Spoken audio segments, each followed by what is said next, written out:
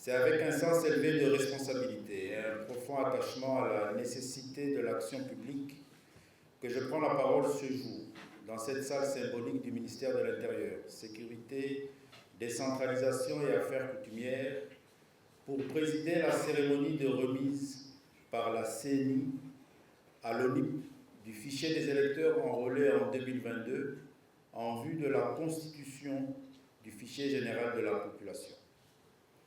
Cette cérémonie qui nous réunit ce jour revêt une portée à la fois historique, administrative et profondément politique. Elle est historique parce qu'elle met fin à une anomalie de près de 4 décennies.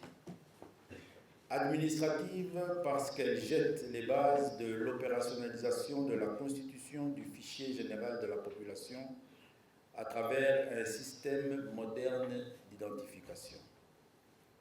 Mesdames et messieurs, sans identité fiable, il n'y a pas d'État fort.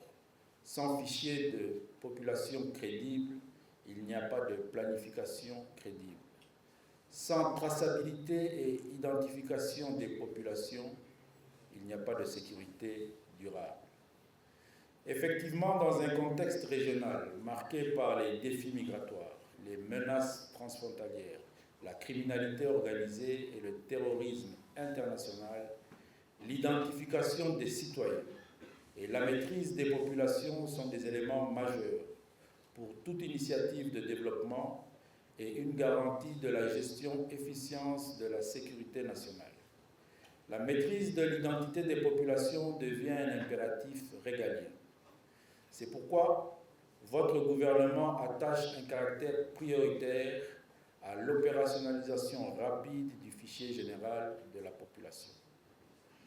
Ainsi, de ce pas, j'instruis Monsieur le Directeur général de l'Office national de l'identification de la population à procéder sans délai au traitement de ces données afin que la carte d'identité nationale soit délivrée à tous les citoyens congolais.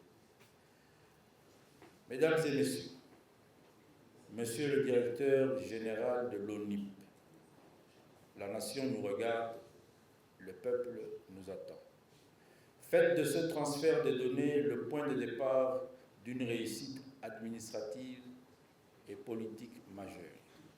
Que vive l'identification de la population, que vive l'État congolais modernisé, que vive la République démocratique du Congo. Je vous remercie.